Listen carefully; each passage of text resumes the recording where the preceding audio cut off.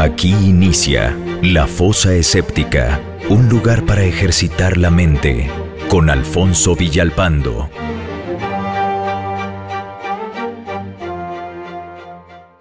Hola amigos de La Fosa Escéptica, bienvenidos al primer video del 2022. En esta ocasión voy a hablar de pseudociencia en general y en específico de la homeopatía. Así es de que, comenzamos. La medicina es una ciencia y como tal se basa en evidencias, datos y pruebas. Ha dejado atrás siglos de oscurantismo, creencias e ineficacia para convertirse en una herramienta imprescindible para mejorar la salud.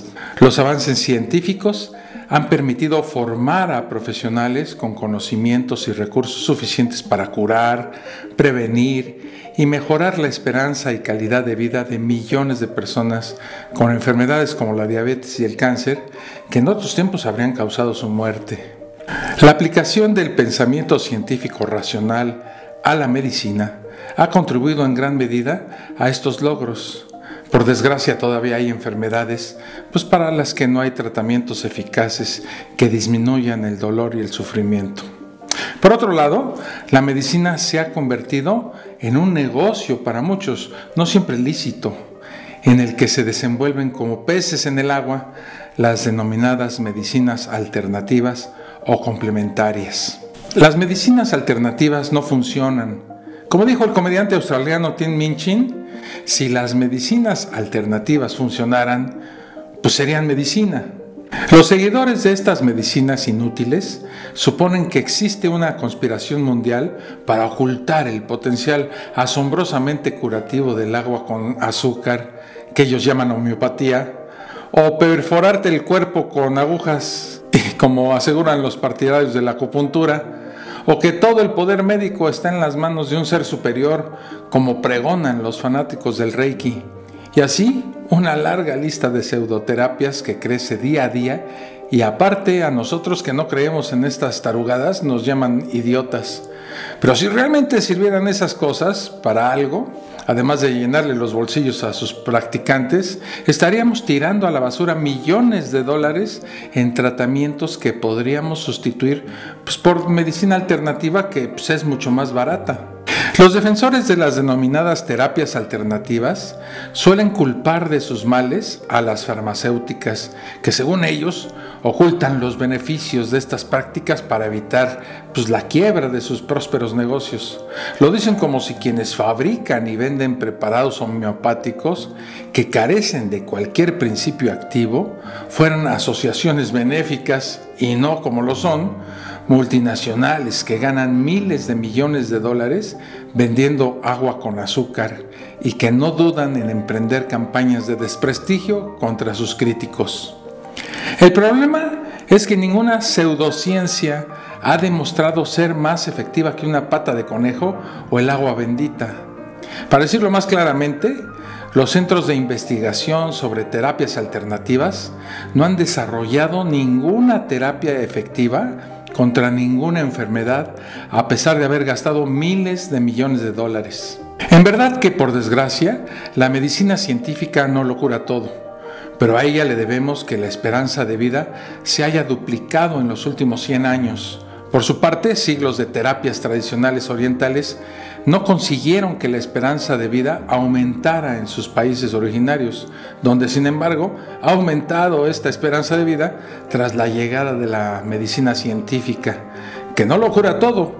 Pero es que las terapias alternativas no solo no curan nada, sino que además en muchas ocasiones matan o provocan graves daños a quienes confían en ellas. La fe en las pseudoterapias puede pagarse muy caro. Como ejemplos tenemos a la judoka olímpica canadiense Kim Ribble, a la cual la acupuntura le arruinó la vida.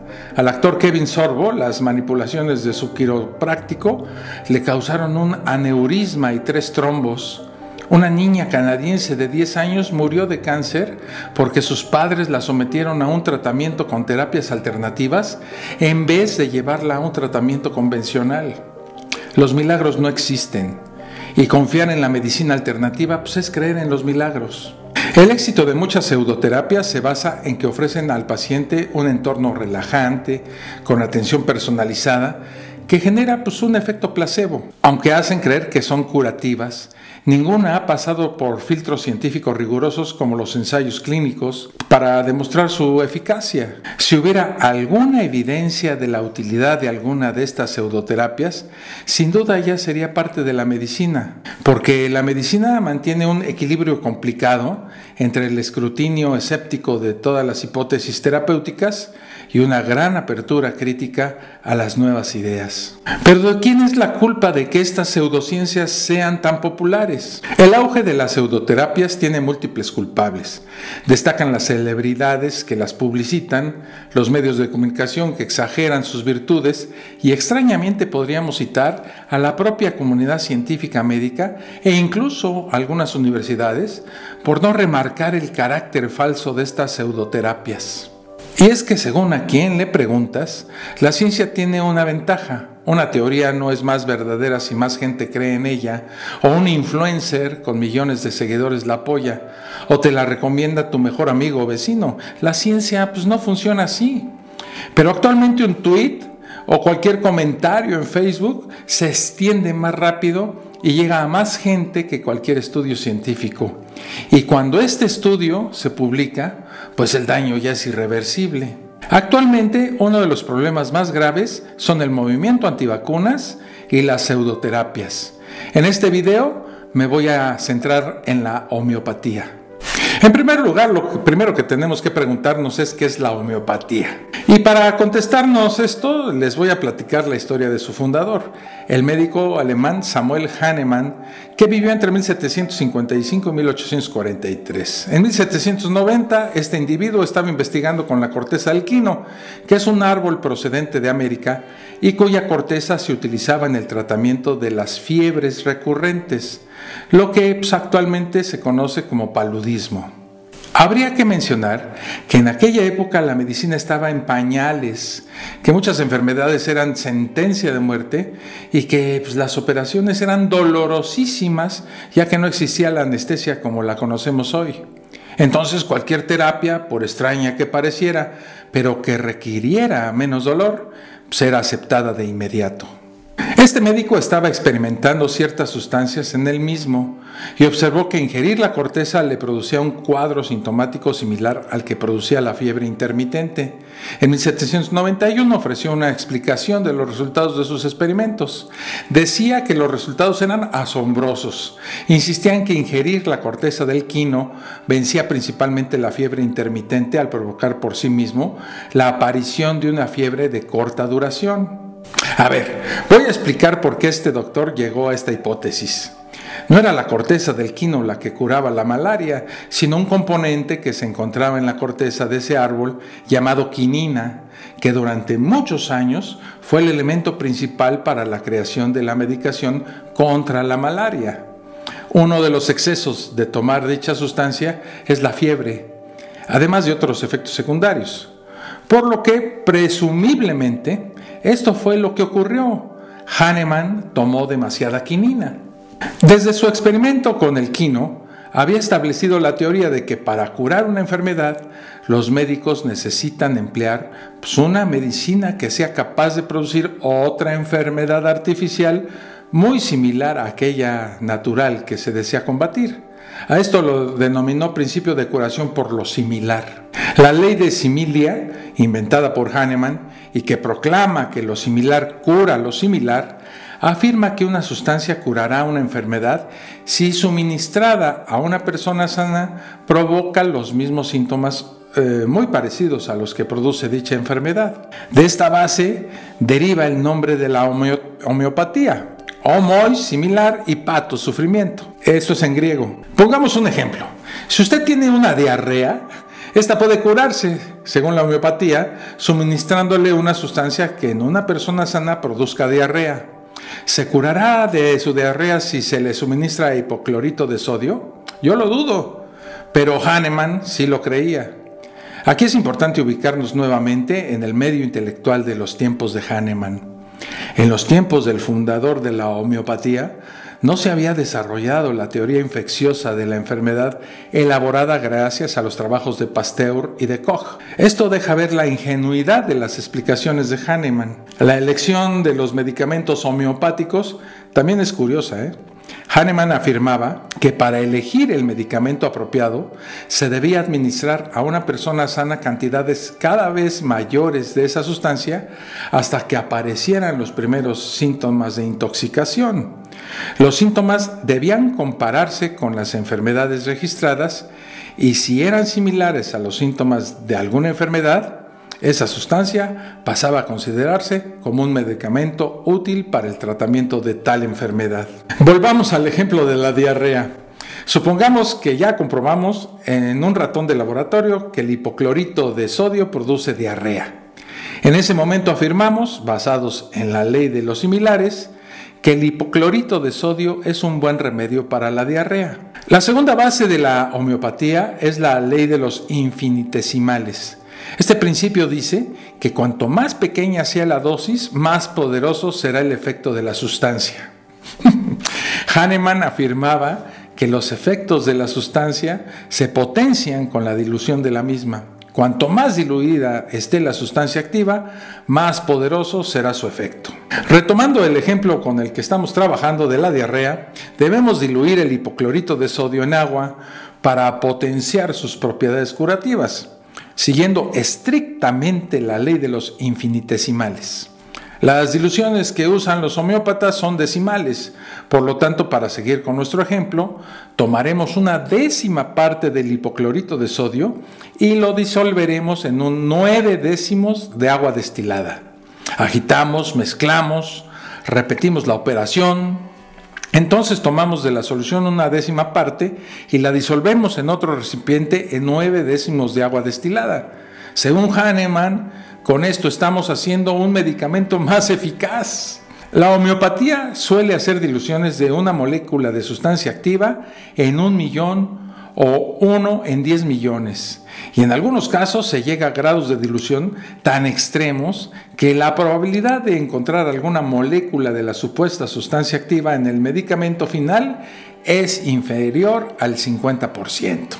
Entonces, ¿cómo se fabrican los medicamentos homeopáticos? Bueno, en la producción de los remedios homeopáticos, los homeópatas usan un proceso que llaman dinamización y potenciación, donde una sustancia es diluida con alcohol o agua destilada y luego es agitada vigorosamente por 10 golpes duros contra un cuerpo elástico, proceso que llaman sucusión.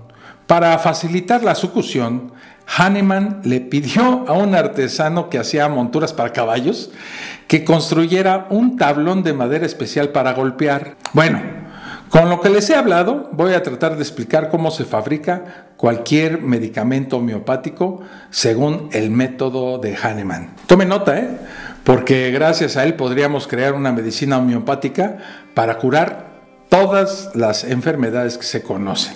Por ejemplo, si quisiéramos curar el insomnio, deberíamos utilizar cafeína como principio activo, pero muy diluido con agua, para que el paciente no pudiera apreciar los efectos de este.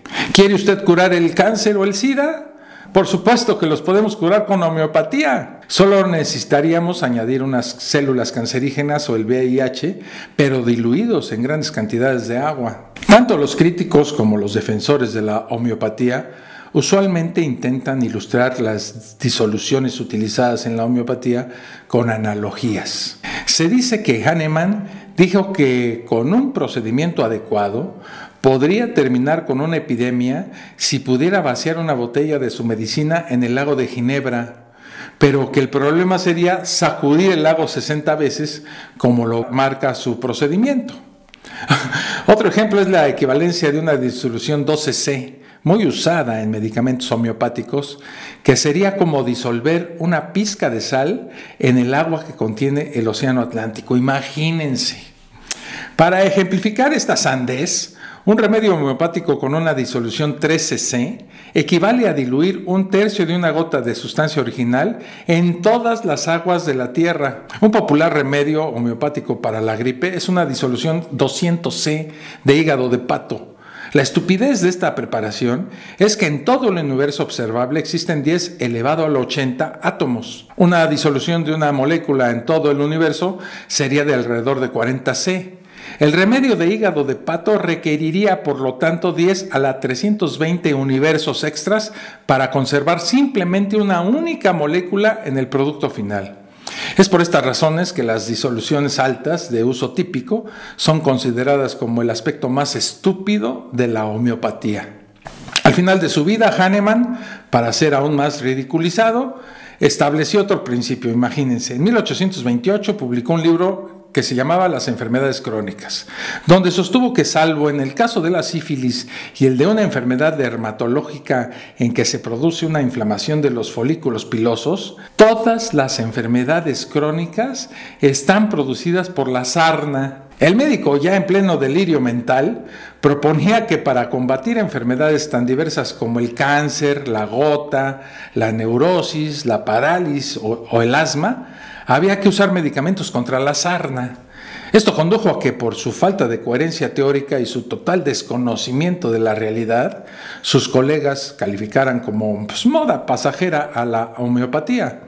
Pero a pesar de ser descalificada en su momento, permanece aún hasta nuestros días. Lo más curioso es que las personas con mayor nivel de estudios confían más que el promedio en estas prácticas cuya eficacia no tiene evidencia científica. Algunas personas afirman haber presentado mejoría después de haber consumido medicamentos homeopáticos. ¿Cómo explicar esto? La verdad es que muchas de las enfermedades cesan por la acción de nuestro sistema inmune. Y cuando esto ocurre y el paciente relaciona su mejoría con el consumo de agua destilada en forma de medicamento homeopático, pues el achaque se lo hacen al medicamento homeopático. El efecto placebo es otro aspecto importante que se debe tener en cuenta. Es simplemente un efecto psicológico que ayuda al paciente. Para medir la efectividad de un medicamento sin afectar los resultados por el efecto placebo, pues se hacen pruebas en las que se toman dos grupos. Uno es el experimental y otro es el grupo de control. El grupo experimental toma el medicamento a probar y el grupo de control toma azúcar, lactosa o cualquier sustancia que sirva como placebo. Sin embargo, en estas pruebas, ni los pacientes ni quienes dan los medicamentos saben cuáles son los grupos experimental o de control, ni cuál es el medicamento ni cuál es el placebo. Este tipo de pruebas se denomina prueba de doble ciego. Cabe resaltar que la homeopatía no ha superado jamás una prueba de doble ciego. Así que, después de explicarles en qué consiste la homeopatía, les presento las 10 razones por las que considero que su funcionamiento es un total fraude. En la mayoría de los casos, las diluciones empleadas son cercanas a una dilución al infinito. Esto implica que en la disolución casi no queda ni siquiera una traza del compuesto empleado. ¿Cómo se puede producir curación si casi no hay medicina? Un simple cálculo, empleando las masas moleculares, muestra que la mayoría de los preparados homeopáticos son simplemente agua. La teoría de que aunque no haya principio activo, el agua recuerda de alguna manera haber estado en contacto en él, lo que llaman memoria del agua, pues no ha sido jamás comprobada experimentalmente. El único estudio publicado resultó ser un fraude. De hecho, si los efectos curativos del agua se potencian cuanto más diluido esté el principio activo, ¿por qué podemos elegir el principio activo que nosotros queramos que recuerde? Las mismas moléculas del agua durante unos millones de años han estado en contacto con cientos de sustancias. Y si tenemos en cuenta las que solo han entrado en contacto como trazas, pues pueden ser cientos de millones. Bajo este principio, si tomas un trago de agua, bien podrías estar tomando orines de Julio César o de Einstein o de los dinosaurios. El principio de lo similar cura lo similar no tiene base alguna, ni se explica de ninguna manera como lo pretende hacer. ¿Una fractura se cura golpeando la zona afectada? ¿La diabetes se cura ingiriendo azúcar? No hay ningún estudio que avale este principio de la homeopatía, ni justificación teórica alguna sobre esto. No hay ningún estudio estadístico publicado que muestre el efecto de un medicamento homeopático comparado con uno de la llamada medicina tradicional.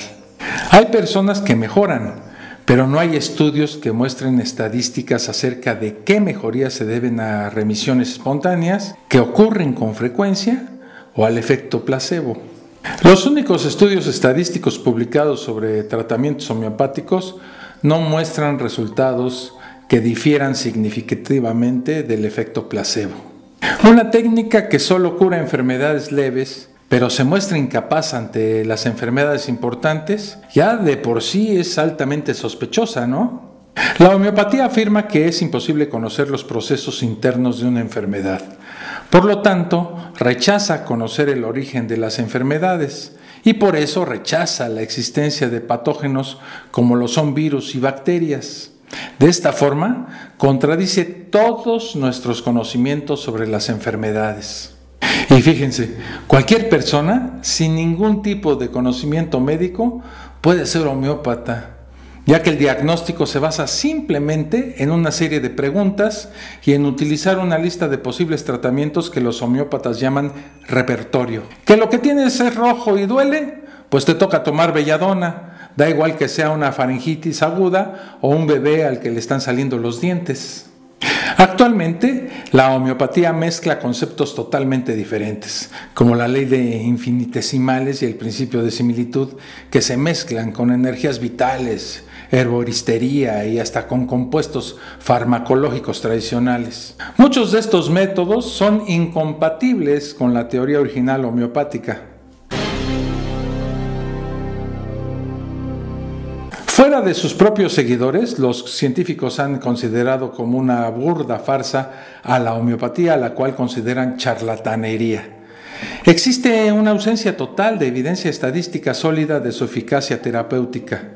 Los homeópatas invocan conceptos abstractos de la física teórica para sugerir explicaciones de cómo o por qué los remedios podrían estar funcionando. Incluye, por supuesto, el término de moda, ¿no? Lo cuántico. Bueno, hasta incluyen la teoría de la relatividad y la teoría del caos. Sin embargo, las explicaciones son difundidas por ignorantes en estos campos, además de que incluyen explicaciones con conceptos incorrectos y de no estar apoyadas realmente por la experimentación. Varios de los conceptos claves de la homeopatía están en conflicto con conceptos fundamentales de la física y la química. El uso del entrelazamiento cuántico para explicar los pretendidos efectos homeopáticos pues es una verdadera estupidez, ya que el entrelazamiento cuántico es un estado frágil que raramente dura más allá de una fracción de segundo y que no provoca ni causa transformaciones que afecten a la salud. Los tentáculos de las falsas propiedades curativas de la homeopatía se extienden hasta nuevas enfermedades, incluso como alternativa a la vacunación. En algunos países, por ejemplo, los homeópatas han empezado a practicar una pseudoterapia con la que afirman que pueden prevenir el sarampión o curar el autismo. El problema es que quienes reciben este tipo de falsos tratamientos son miles de niños con distintas enfermedades.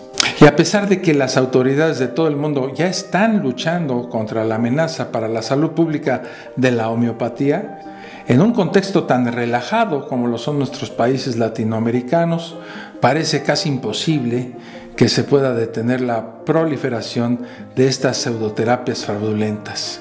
Y a nivel educativo es espeluznante ver cómo algunas universidades han integrado a la homeopatía como un tema de estudio, avalando así a esta pseudociencia a nivel de carrera profesional. ¿Por qué lo hacen? Pues porque son los mismos fabricantes de estas supuestas medicinas los que contribuyen con grandes cantidades de dinero a instituciones educativas. En resumen, la homeopatía es una más de estas llamadas terapias alternativas que trafican con las enfermedades, que lucran con la ignorancia y que reciben millonarias ganancias sin ofrecer una curación. Bueno, pues hasta aquí este video. Les recuerdo suscribirse al canal, dejarme sus comentarios y activar las notificaciones para que no se pierda ningún nuevo contenido. En la descripción de este video les dejo los links del grupo de la Fosa Escéptica en Facebook, que está muy interesante, para que se integren a nuestra comunidad, y también los links para que escuchen el podcast de audio y también, si lo desean, pues apoyar económicamente este esfuerzo por difundir el pensamiento racional y el ateísmo. Hasta el próximo video. Un abrazo. Esto fue La Fosa Escéptica, un lugar para ejercitar la mente, con Alfonso Villalpando.